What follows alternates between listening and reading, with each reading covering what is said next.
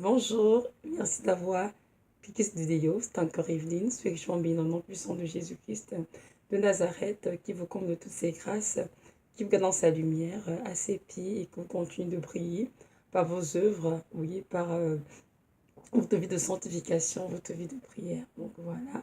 Aujourd'hui, nous sommes le 18 mars 2019. Nous allons parler de l'obéissance aux voix du Seigneur. Donc mon titre est intitulé notre intention d'obéir à Dieu doit être parfaite. Nous savons tous en tant que chrétiens que ce que Dieu attend de nous, c'est vraiment une vie d'obéissance et ce, complète et non partielle. Et j'ai dû remarquer, euh, durant ma vie chrétienne, hein, avec tout ce que j'ai vécu, avec ce que j'ai vu autour de moi, qu'il y a beaucoup d'enfants de Dieu qui ont de la difficulté à obéir au Seigneur.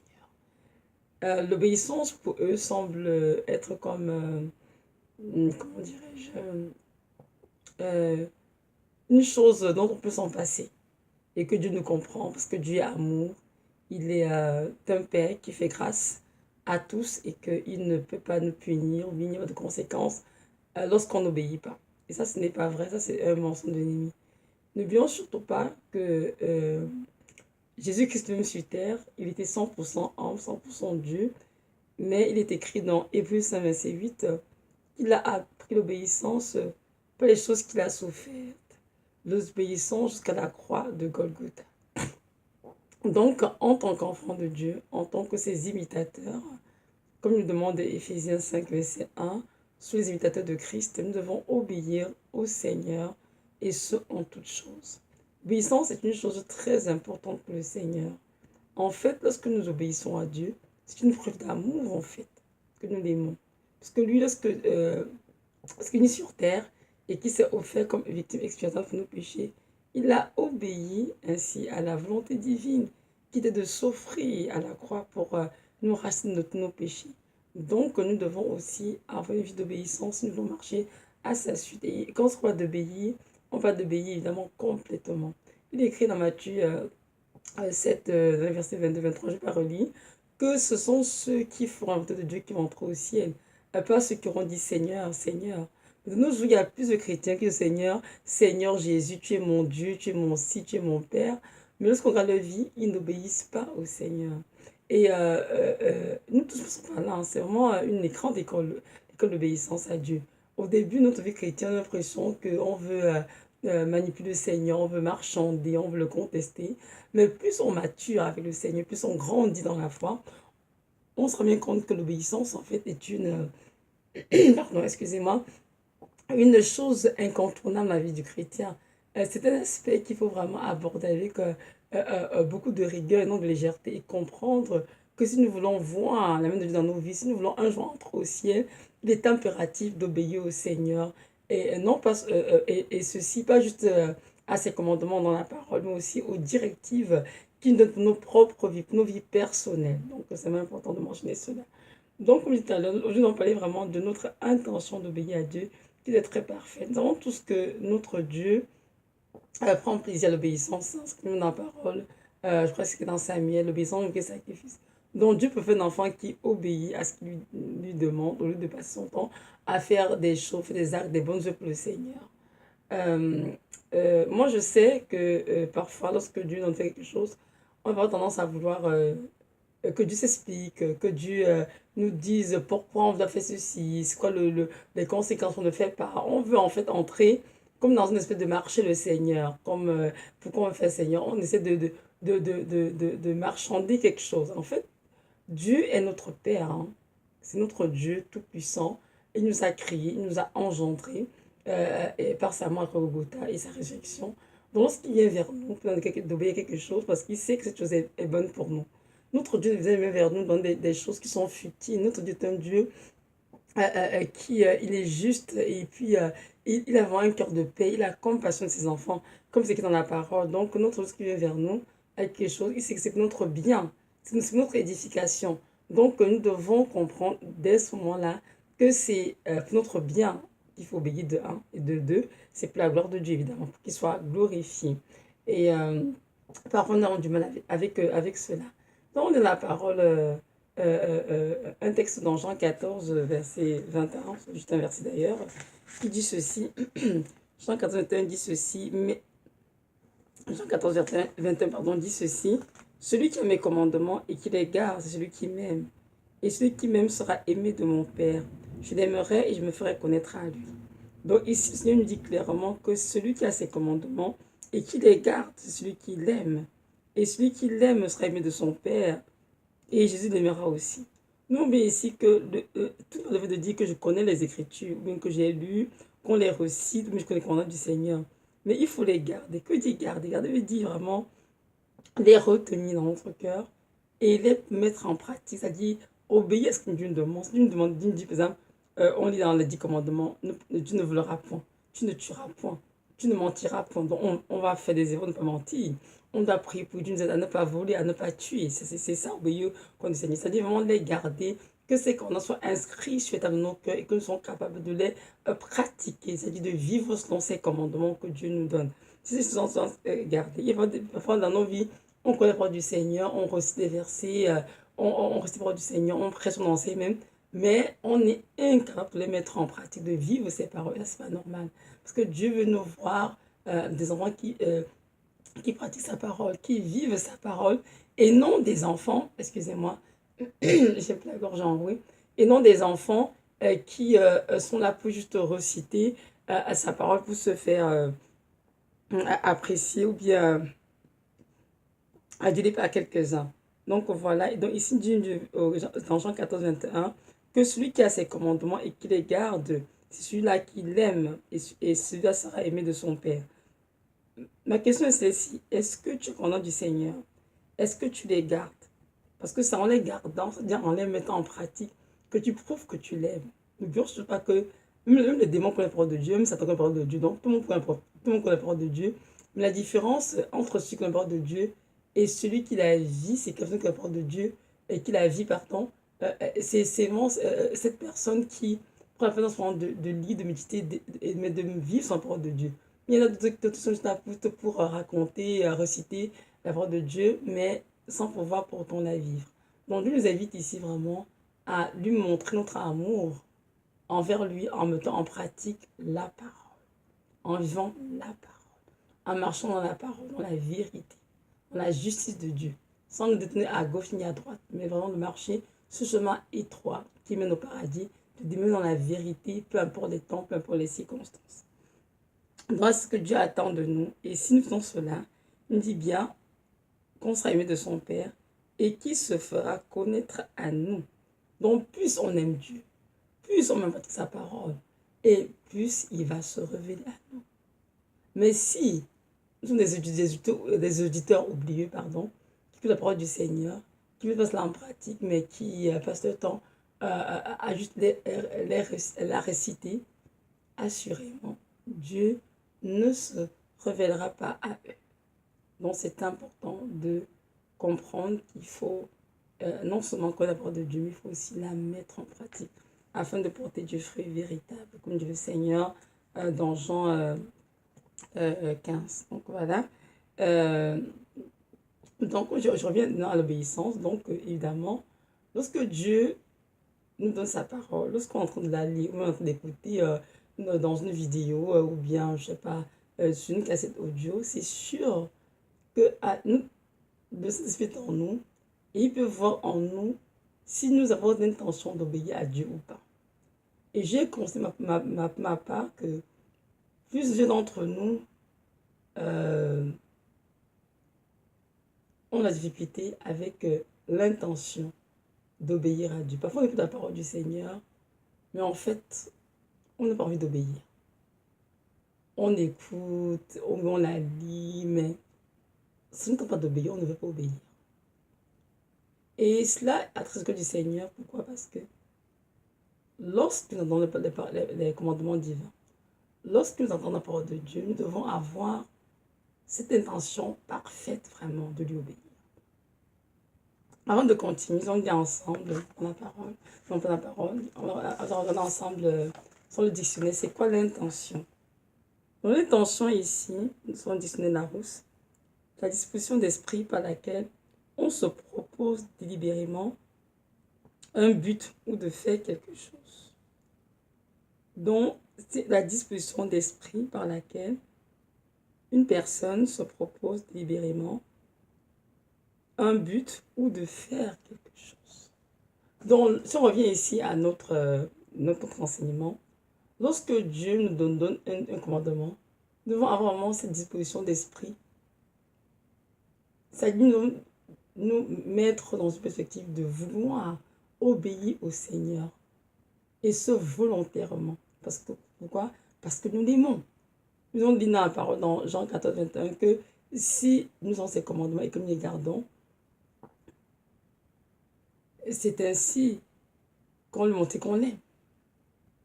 Donc si Dieu vient venir avec quelque chose, nous devons avoir vraiment avoir cette intention de vouloir obéir à Dieu. Parfois on n'a pas cette intention du tout. Parfois on écoute, on se dit, c'est pas si grave, Dieu comprendra, je ne fais pas ça. Hein. De toute façon, Dieu c'est un Dieu miséricordieux. Hein. Là, il est dans la colère, il chante bonté, il fait grâce à qui il veut, il fait miséricorde à qui il veut. C'est vrai que c'est tout ce que vous venez de dire, c'est vrai. Hein. Dieu fait grâce à qui il veut, il fait miséricorde à qui il veut. Il est un Dieu dans la colère, il chante bonté, la parole. Il est un Dieu tout-puissant, rempli d'amour, tout ce qu'on peut dire. Mais cela ne vient pas pour autant annuler la sévérité de Dieu. Non. Je pense que Paul a dit, je pense aux Romains, qu'il est important de considérer la bonté et la sévérité de Dieu. Vous savez, le fait que Dieu soit bon peut pas dire autant qu'il n'est pas sévère. Ceux qui vont refuser d'obéir à ses commandements alors qu'ils les connaissent bien, ces personnes-là seront jugées différemment de ceux qui vont obéir parce qu'ils ne connaissent même pas les commandements du Seigneur. Oh oui, c'est un Dieu juste et équitable, un Dieu de la parole. Et il rendra à chacun selon ses œuvres. Oh oui, oui, oui. Notre Dieu était très clair dessus. Donc personne ne vient dans le jugement pour dire Seigneur, pardonne-moi, fais-moi grâce. Non. C'est maintenant qu'il faut obéir au Seigneur, qu'il faut choisir d'obéir au Seigneur, quel que soit le prix à payer. C'est maintenant qu'il faut choisir de faire sa volonté, et quelles que soient les conséquences dans nos vies. C'est très important de comprendre cela, parce que notre Dieu est un Dieu juste.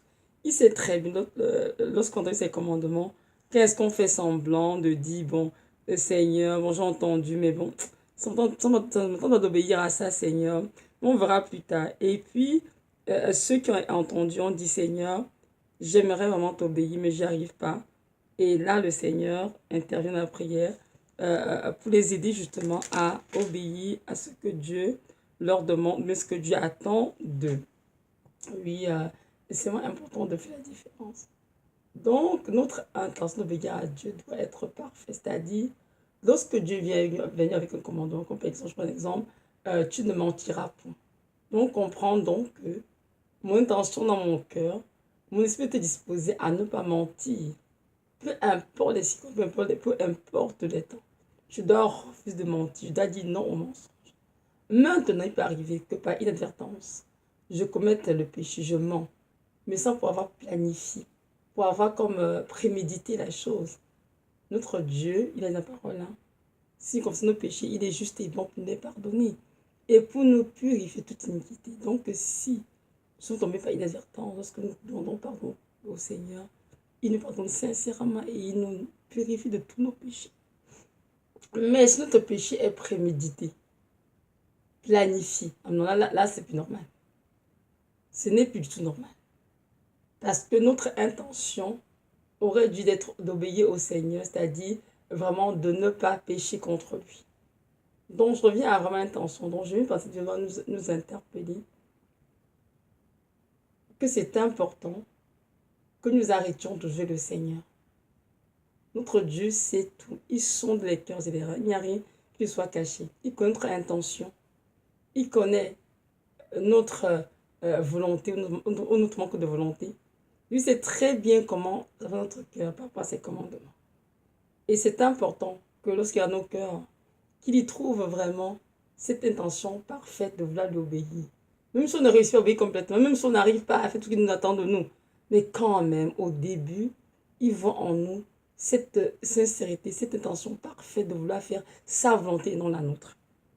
Amen. On lit un autre passage dans Philippiens, chapitre 2, versets 12 à 16. Donc, Philippiens chapitre 2, verset 12 à 16 dit ceci.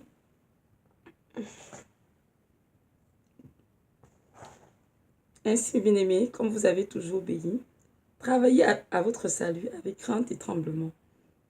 Non seulement comme en ma présence, mais bien plus encore maintenant que je suis absent.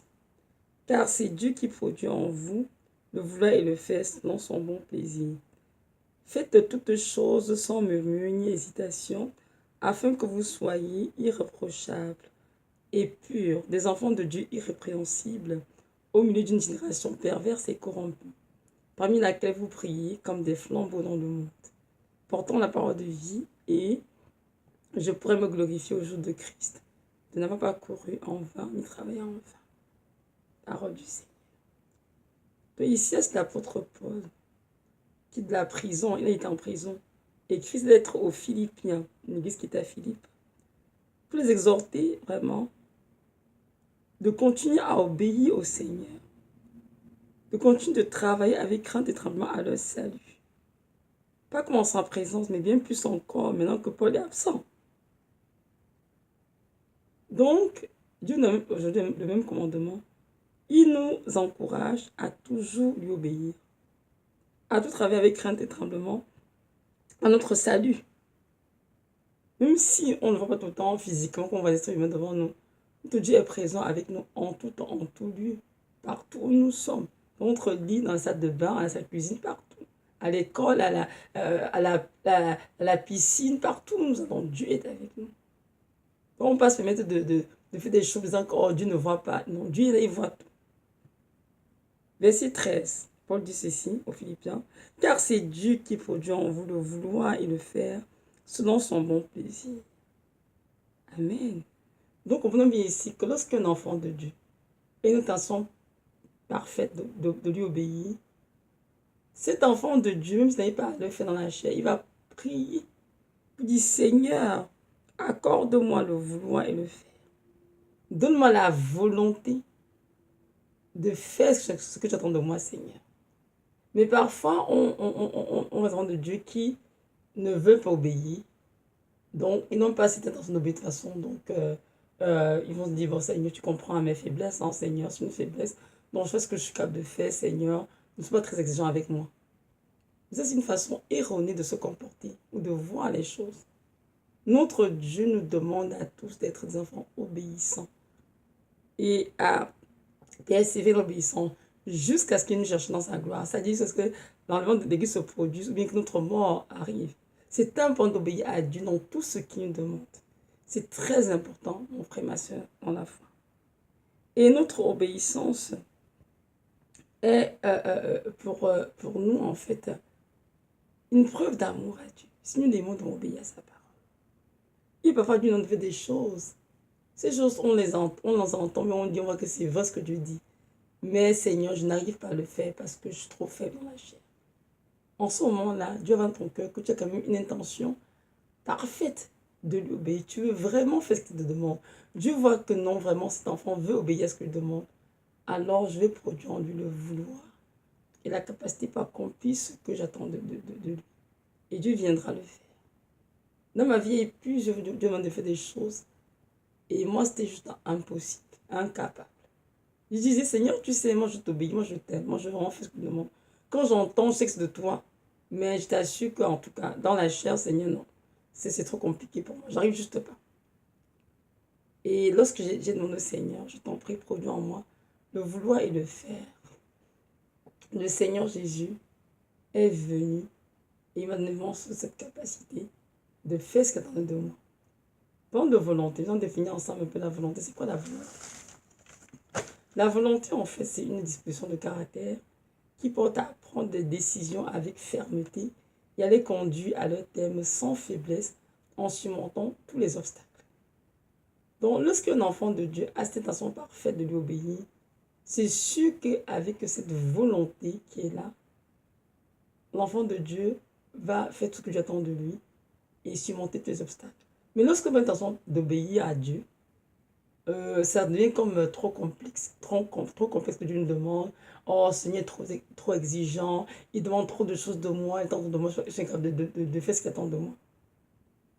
Mais c'est l'ennemi en fait qui nous trompe hein, dans la chair, puis dit non, mais Dieu est trop exigeant, le Dieu que tu sais, c'est un Dieu qui est doux, et il a beaucoup de compassion, il ne va pas te punir, il ne va rien te faire de mauvais si tu n'obéis pas. Mais ce n'est pas du tout vrai, au contraire. C'est en train de t'entraîner sur les chemins de la perdition, parce que c'est très bien où si tu n'obéis pas. Non seulement tu auras les conséquences ici-bas, et si tu continues de ne pas obéir au Seigneur, tu pourrais finir ta vie en enfer, alors que ce n'est pas du tout la volonté de notre Dieu. L'enfer a été créé pas pour les hommes, mais pour Satan et ses démons. Aujourd'hui, c'est juste que Nazareth, il pleure. Il se tous les jours. Pourquoi? Parce qu'il y a beaucoup d'êtres humains en enfer. Des milliers qu'on ne peut pas compter. Mais ça, jamais été l'intention de Dieu lorsqu'il a créé l'enfer. Et l'homme en enfer, pourquoi? À cause de la désobéissance, tout simplement. Il y en a qui sont en enfer parce qu'ils n'ont jamais cru en Dieu. Il y en a qui sont en enfer parce qu'ils ont cru en Dieu. Mais ils se disent en Dieu, mais ils ne font pas ce que Dieu attendait d'eux. Ils allaient à l'église tous les jours, ils faisaient plein de choses pour le Seigneur. Mais dans leur vie intime, ils n'étaient pas obéissants au Seigneur. Voyez-vous ça? Donc c'est important d'obéir au Seigneur. Et c'est important de prier pour avoir cette intention parfaite d'obéir et de le laisser produire en nous le vouloir et le faire sans aucun plaisir. Parce que la vérité, c'est que c'est vrai. Hein? On n'est pas capable d'obéir à Dieu sans son aide. C'est pour ça qu'en nous, il y a de tout ce qui est le Saint-Esprit. C'est le Saint-Esprit qui, en nous, nous rend capable d'obéir à ce qu'il attend de nous. Autrement, on ne voudra pas obéir, parce que la chair ne veut pas obéir. La chair veut faire les œuvres de la chair. C'est ça que Paul qui l'on demande dans Romains, dans Galates, que la chair fait les choses contraires à ceux de l'esprit. Hein. Aussi simple que ça. On entend toi là mentir, voler, tricher, forniquer, tout qu'on peut citer. Mais l'esprit ne veut pas qu'on mente, mais qu'on vole, qu'on tue. Non, l'esprit veut qu'on dise la vérité, qu'on marche dans la parole du Seigneur, qu'on fasse ce qui est droit dans les yeux du Seigneur. C'est pour ça qu'il concerne une lutte entre la chair et l'esprit. Et c'est ça que le Saint-Esprit nous rendons capables d'obéir au Seigneur, nous rend capables de faire son œuvre, nous rend capables de marcher sur le chemin droit qui mène vers lui. Autrement, on sera incapable. Donc, ce que Dieu dit ici qu'il faut nous le faire parce qu'il nous rend capable de s'expliquer dans nous. Oui, Seigneur, aide-moi. J'ai entendu, je vais m'obéir à ce que tu dis, mais je n'arrive pas, Seigneur. J'aimerais obéir. Alors, je te prie vraiment de m'assister. Donne-moi vraiment cette capacité d'obéir. Donne-moi cette intention parfaite de vouloir obéir. Parce qu'on n'ajuste pas. On ne veut pas obéir. Hein. On veut jouer le Seigneur, on veut le manipuler, contester, et croire qu'à la fin, on va s'échapper comme ça. Mais non, ça ne marche pas toujours. Hein. Non, non, pas toujours. Je vais donner un petit témoignage. Je me souviens. En été 2017. C'est l'année où le Seigneur m'a beaucoup parlé des pantalons, du port du pantalon. Et il m'a dit dans plusieurs rêves. Mais avant ça, j'avais écouté sur Internet plein de femmes qui dénonçaient que le port du pantalon n'était pas correct, les femmes chrétiennes. Mais bon, le Seigneur, mais ils disent aussi, mais elles exagèrent, Seigneur, franchement. Que ça veut bien faire, Seigneur. Il y a pourtant les femmes, il y a pourtant les hommes, Seigneur. Et je ne changeais pas, je continuais de mettre des pantalons. Le Seigneur est venu dans plusieurs rêves, que je ne vais pas dire dans cette vidéo parce que ce serait trop long, pour me dire clairement qu'il veut que je mette des jupes et que j'arrête de porter pantalon parce que le pantalon est vraiment masculin, c'est un vêtement masculin. Il est écrit dans Deutéronome 22, verset 5 que les femmes doivent porter des vêtements de femmes, les hommes, les vêtements d'hommes. Je continue toujours à justifier au Seigneur, mais non, Seigneur. C'est parce que le porte-mal, que c'est un péché. Si on le porte bien, avec un long cardigan, ça couvre les hanches et le reste, tout serait correct et tout. J'ai continué. Et le Seigneur parlait, j'écoutais pas. Dans les rêves, je continue de mettre des pantalons. Un jour, j'ai fait un rêve. Je n'oublierai jamais ce rêve-là. C'était un samedi matin. Très tôt le matin, j'ai fait un rêve. Dans le rêve, j'étais avec un groupe de copines, de sœurs en Christ du passé. Et normalement, c'est produit devant nos yeux. Les gens étaient enlevés, mais je suis restée, mes copines, nous sommes tous restés. Et dans le rêve, je disais, non, Seigneur. Je suis restée dans le mon Seigneur, je n'en reviens pas. Et je suis de ce rêve, avec mon cœur qui battait à rompre. Il était 6 heures du matin. Je me dit, Seigneur, j'ai compris. Seigneur, j'ai compris, je vais le faire. Il m'a dit, ben, t'as qu'à bien le faire. Parce que je fais pas Evelyne et je reviens bientôt chez mon église. Tu ne seras pas enlevé. Pourquoi? Parce que tu as écouté un message qui dénonce le port du pantalon. Tu as écouté très bien. Tu as la parole que Le pantalon était un vêtement masculin. Mais que tu as quand même continué de tenter pour le porter. Et à cause de cela, tu ne pourras pas entrer au ciel. Parce que tu as désobéi sciemment. Il y en a qui ont encore la vérité, comme toi. Il y en a qui pourtent encore parce qu'elles sont encore dans l'obscurité, dans les ténèbres. Mais toi, tu étais longuement éclairé. Non seulement tu écoutes le message dessus depuis plusieurs années, on peut même je t'ai parlé de toi à moi dans plus de tes rêves. Et tu sais comment je te parle, Evelyne. Mais tu continues d'être rebelle. Et je vous assure qu'après ce rêve, oh mon Seigneur, je ne viens jamais. J'ai jeté tous les pantalons. Je dis, Seigneur, j'obéis. Il me dit, si, il faut que tu obéisses. Parce que je ne fais pas. Alors je ne peux pas me faire monter. Je te peux vous dire que c'est important. Une intention va d'obéir, Seigneur. Parce que cette intention, par l'obéir, je n'avais pas. Non, je commençais par ça, non. Moi, c'était plus, elles exagéraient, ou bien, non, peut-être c'est juste un rêve bizarre que Dieu me donne. C'est pas Dieu me donne un rêve, en fait, mais c'est Dieu qui me parlait. Il insistait. Le pantalon, eh bien, c'est pas de la femme. C'est pas pour la femme. C'est pour les hommes. Pourtant, c'est un vêtement masculin, mais j'écoutais pas. Voyez-vous? Pourquoi? Parce que dès le début, mon cœur n'était pas disposé à obéir au Seigneur. Mon intention de lui obéir n'était pas du tout parfaite, non. C'était juste comme, ok Seigneur, je verrai plus tard, je vais y penser, je prie là-dessus, je verrai. Mais lorsque Dieu m'a parlé de la sortie, il m'a donc enseigné clairement. Lorsqu'il vient toi avec un commandement ou quelque chose, un objectif pour ta propre vie, tu dois avoir cette notion parfaite de m'obéir. C'est très important parce que tu ne le fais pas.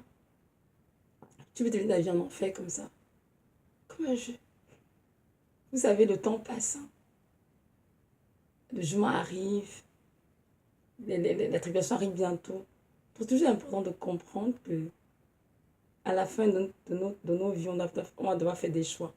Le choix d'aller au ciel ou d'aller en enfer. Et chacun, par ses œuvres, va être conduit soit au ciel, soit en enfer. Donc, il ne faut pas s'amuser avec le Seigneur. Ce que Dieu vient vers nous et se réveille clairement pour quelque chose de précis dans nos vies, que ce soit au niveau de notre mariage, du couple, que ce soit au niveau des enfants, de l'habillement, du ministère, peu importe ce que c'est dans toutes les sphères. C'est important d'y prendre garde, de prier, de discerner ce que Dieu est en train de dire. Et même si on n'est pas capable d'obéir à Dieu, de dire Seigneur, je t'en supplie, accorde-moi la grâce d'obéir. Prie-moi de vouloir le faire pour que je puisse vraiment obéir ce que tu attends de moi, Seigneur. Et tu ma chère, précis ma chère, Seigneur, afin que je fasse ce que l'Esprit de Dieu attend de moi. Je vous assure, qu'on fait cette prière, notre Dieu est toujours là pour nous répondre, pour nous secourir. Mais au début, nous devons avoir cette intention d'obéir à Dieu et ce parfaitement. Nous ne pouvons pas nous permettre, l'enfant de Dieu, de vouloir jouer avec Dieu, de vouloir négocier avec Dieu, de vouloir contester Dieu, c'est de manipuler avec des oh tu sais Seigneur, tu vois, tu sens. Non, il faut arrêter tout de suite. Donc, comme Dieu te dit Seigneur, aide-moi. Il y a des fois, j'ai entendu des choses de la part du Seigneur. J'écoute une vidéo comme ça, je m'assieds là, j'écoute bien, puis je dis Seigneur, je sais que ce qu'elle dit vient de ton cœur. Je sais que ce qu'elle dit est vraiment de l'esprit. Mais je t'assure, quand je me regarde, je n'ai même pas envie d'obéir. Ça ne me tente même pas du tout. Il y a parfois aussi, le Seigneur, j'écoute des vidéos comme ça, et je sens dans mon cœur, c'est pas de Dieu. Je ne ferai pas ça du tout. Mais à chaque fois que j'écoute et que je dis Seigneur, ça c'est de toi. C'est vraiment ta volonté pour moi et je veux vraiment obéir. Aide-moi à obéir, Seigneur. Même si en ce moment-là, ma chair semble trop faible par rapport à cela, je veux quand même obéir. Donc je te prie de m'aider, Seigneur, à le faire. Et à chaque fois, Dieu est intervenu. Glorieusement, il m'a aidé vraiment, en tout cas, à faire ce qu'il attend de moi. Et j'ai compris avec ma propre vie, hein, vraiment mes expériences personnelles, l'obéissance, c'est quelque chose avec laquelle il ne faut pas jouer. Donc toujours avoir cette intention parfaite d'obéir à Dieu, peu importe le prix à payer. Même peu importe le prix, parce que parfois l'obéissance nous coûte très cher. Très cher peut nous coûter en relation, peut nous coûter en argent, peut nous coûter en biens matériels, peut nous coûter en tour de choses, en estime, en réputation, tout ce que nous voulons. Mais nous devons toujours choisir d'obéir à Dieu. Donc voilà. Je vais donc finir la vidéo avec ceci. Comprenons bien, nous le Seigneur, que nous sommes des flambeaux dans ce monde, le Seigneur. Nous sommes des luminaires. Et pourtant, on a la parole de vie. Et nous devons vraiment, dans une génération perverse, tordue, corrompue par le péché, briller par quoi? Par nos œuvres, par notre amour, par notre vie de sanctification. Si ce n'est pas le cas, cela ne sert absolument à rien. Donc c'est important vraiment que nous soyons des enfants irréprochables, purs, des enfants de Dieu irrépréhensibles dans une des générations, afin que notre Père soit glorifié. Amen. Donc voilà, soyez fortifiés, encouragés et comprenons bien que notre Dieu est toujours là pour nous assister dans tout ce qu'il nous demande. Il n'y a aucun commandement, aucune directive personnelle dans nos vies que Dieu donne et nous oublie. Il doit nous assister pour pouvoir, pour nous aider à vraiment accomplir ce qui est en de nous, dans les petites choses comme dans les grandes choses. Donc voilà, je reviens bientôt, donc c'est important de toujours se rappeler de cela, afin de mettre nos vies en règle, afin de nous sanctifier et d'arrêter de vouloir jouer avec Dieu, de le contester ou de le manipuler, de vraiment comprendre que Jésus-Christ est une église sans tache ni ride, une église qui s'est préparée, une église qui est prête. Donc c'est important que tous les jours nous afférions à laver nos robes dans le sang de l'agneau, au nom de la repentance, et aussi à toujours avoir cette attention parfaite d'obéir au Seigneur. C'est très important. Notre Dieu ne vient pas chercher des gens qui ont dit Seigneur, Seigneur tous les jours. Il vient chercher des enfants qui ont fait sa volonté. C'est-à-dire qui ont obéi à sa voix. Et ce, en toutes choses. Donc c'est important de s'en rappeler. Et de vraiment travailler à cela tous les jours. Donc voilà. Soyez richement bénis. Notre Dieu vraiment vous accorde cette grâce. De toujours, toujours désirer de lui obéir, peu importe le prix à payer. Amen.